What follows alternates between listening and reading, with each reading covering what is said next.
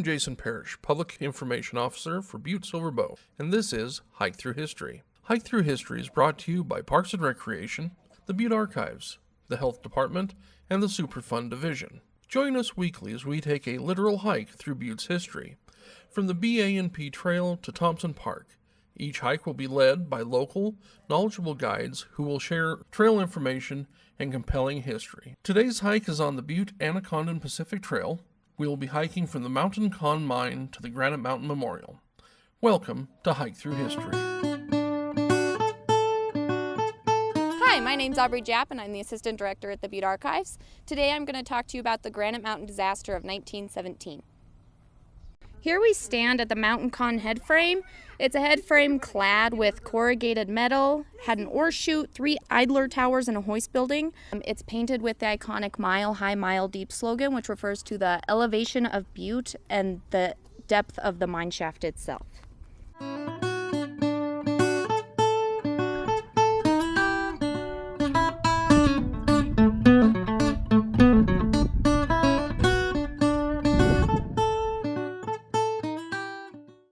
We're overlooking is Dublin Gulch. It was a primarily Irish neighborhood who made their income from mining.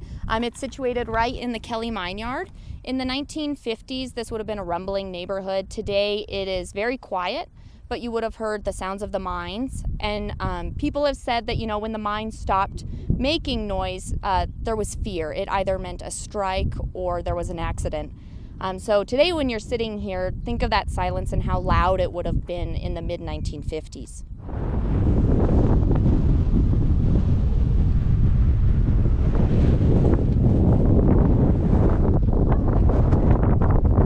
Centreville lies between Walkerville and the Central Business District.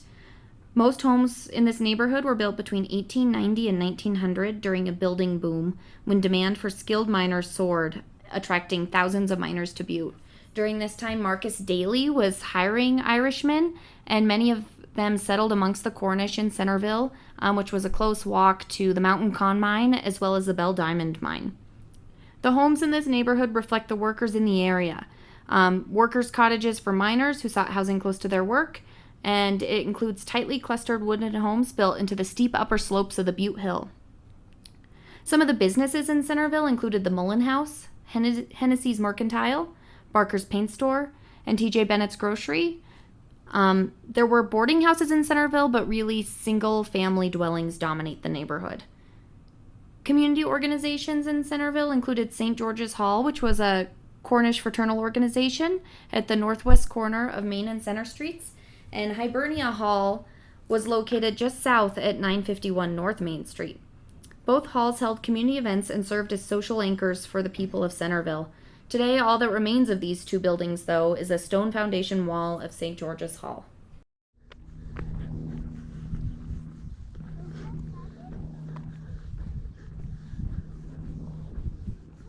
How often do you guys use this trail? 5 days a week.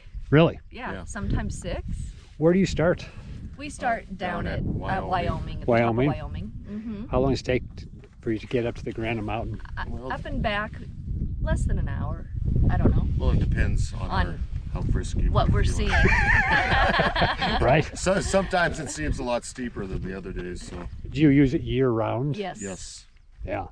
Is this your favorite trail that ones we have? It's one of our favorites. We used to hike Maud S. Right. We had a dog, and then our dog died, so we couldn't bear to go up there, and we started coming up here.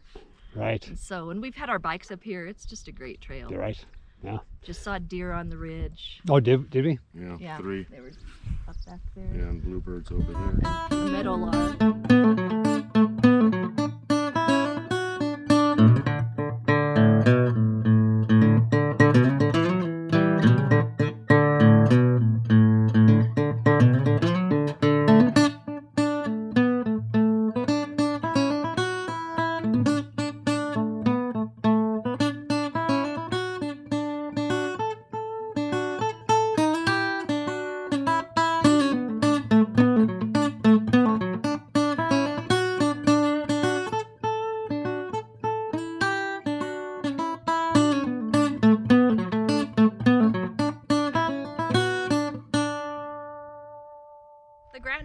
and Speculator mines were owned by the North Butte Mining Company, when most of the mines in the area were owned by the Anaconda Company.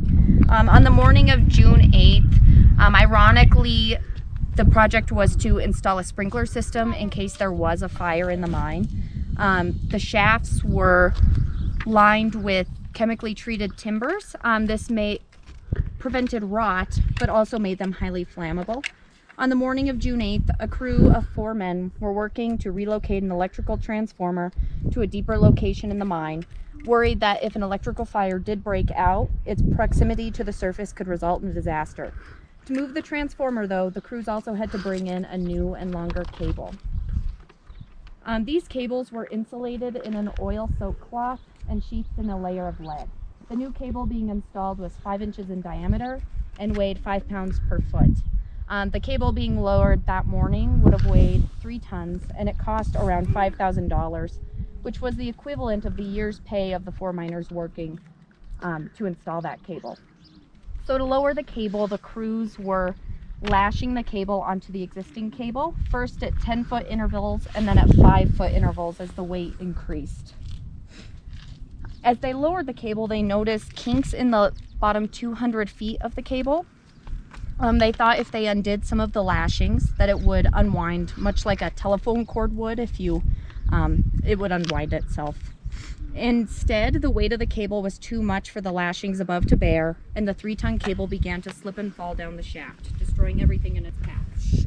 Ernest Salau was born in Germany and came to Montana in 1897. By 1917, he was a 15-year veteran of the North Butte Mining Company.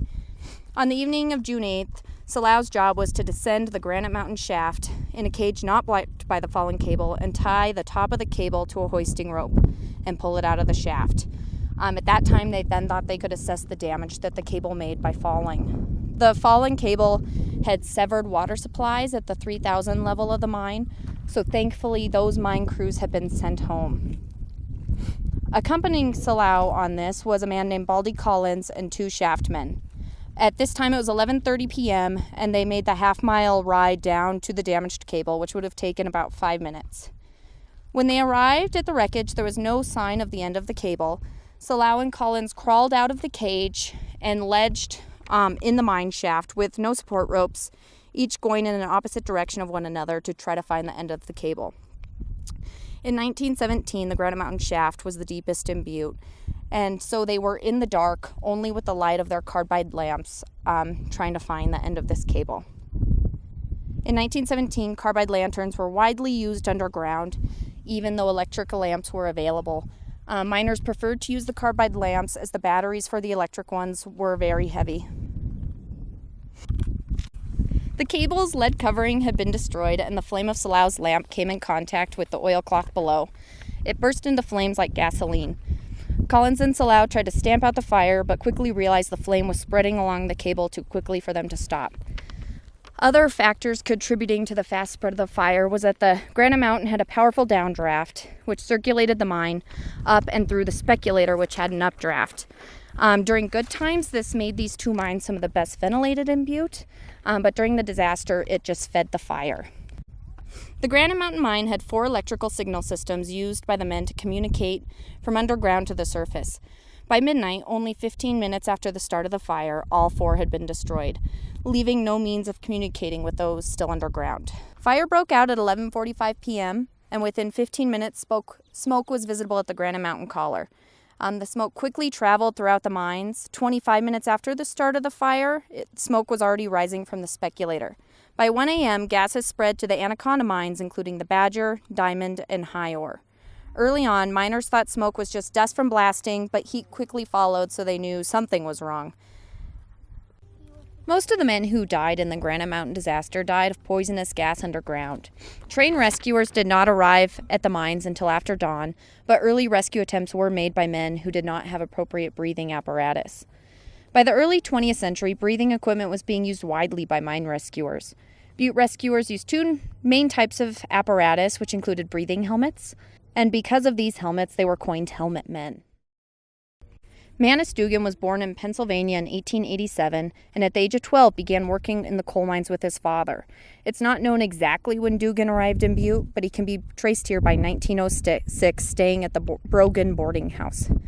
Manus fell in love with the proprietor's daughter, Madge, and the two were married in 1915 at Sacred Heart Church. They set aside money for construction of a home, which Manus built himself. Manus Dugan worked for the North Butte Mining Company as a nipper, whose primary responsibility was running tools to different parts of the mine, sharpening them, and that sort of work. Because of their type of work, they were very familiar with the mine's crosscuts, manways, and drifts.